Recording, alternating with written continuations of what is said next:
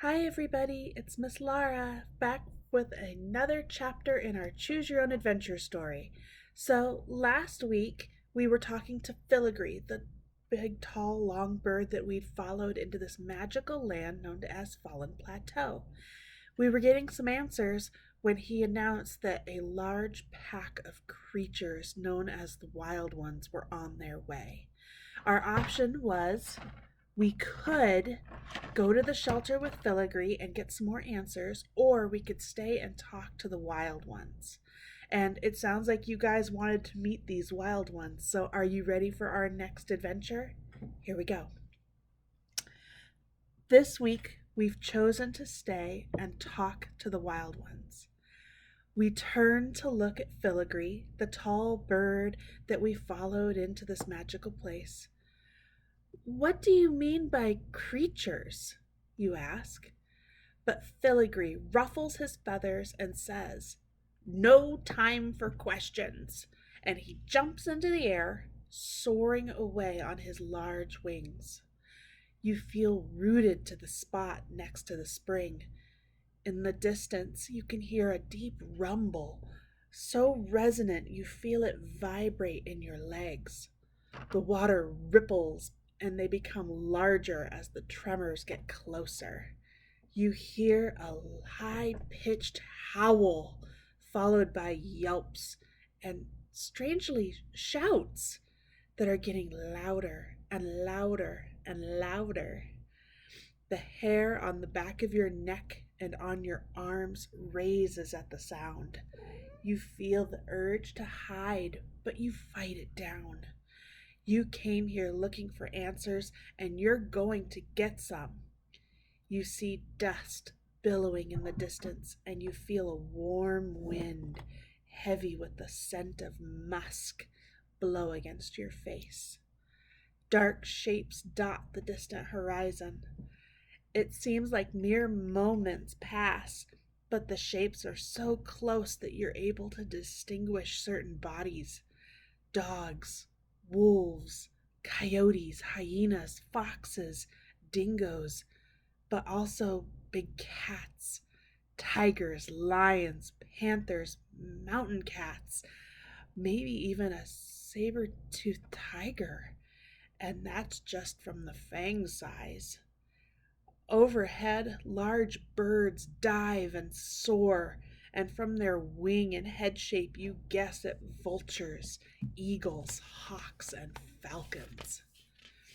As the massive animals draw closer, their eyes begin to gleam in the underground lighting, flashes of neon green and yellow and fiery reds.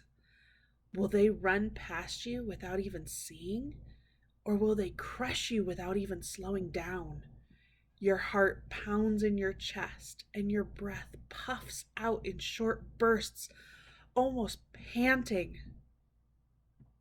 The rumble of their pounding feet or paws slows and almost synchronizes with your heartbeat, a deep pulse surrounding you before the horde of animals comes to an unnatural stop, maybe 20 feet away. Strangely, your brain feels almost befuddled. Their shapes seem wavy, like a mirage on a hot day. You rub your eyes, almost unbelieving, as a large animal, a wolf, or maybe a big dog, separates from the pack and seems to stretch and elongate in front of you. And in the blink of one eyeball to the next, the animal becomes human. A man walks towards you. His hair is shaggy but clean. His clothing is ripped in a few places but not tattered. He stops just out of arm's reach and says, "Who are you, and what are you doing here on Fallen Plateau?" You close your mouth, which you just realized was hanging open. You swallow and quickly explain about your adventure, working in the library, the missing librarian, the magic book you opened, being awakened in a beach cave, and hiding underground with filigree. And after a deep breath, you ask, "Who are you?" The man shakes his head and chuckles, but his voice is so deep it sounds like a growl. "Ah, another lost soul finds its way to Fallen Plateau." He steps close and holds his hand out to shake yours. "I'm Klaus, and I'm the spokesperson for the Wild Ones. We were brought, or found, roaming the outskirts of this magic land, not belonging, but present all the same. Many of us are humans who have embraced our animal natures, while others are animal in truth and accepted us as we are. We are not the original inhabitants of this place, not the followers of the Creator's rules." He turns his head away from you, almost as if he hears something you don't. When he turns back to you, light gleams on his eyes, a flash of bright yellow.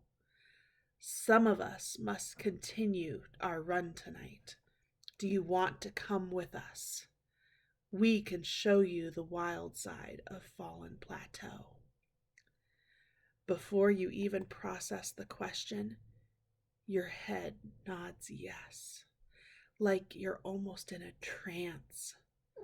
Klaus grins, baring long white teeth. "Excellent. So, now comes the tough decision. Are you ready? Do you want to run with us on the back of a pack member? Or do you want to run as one of us and embrace your animal nature?" All right, you guys, there's your question. Do you want to join the hunt as a spectator or as a participant in truth? Leave your comments down below and we'll see what you guys think for next week's chapter. And if you need to catch up on the story, check out our YouTube playlist to see the previous chapters and get caught up. I hope to see you guys soon. Have a great evening. Bye-bye.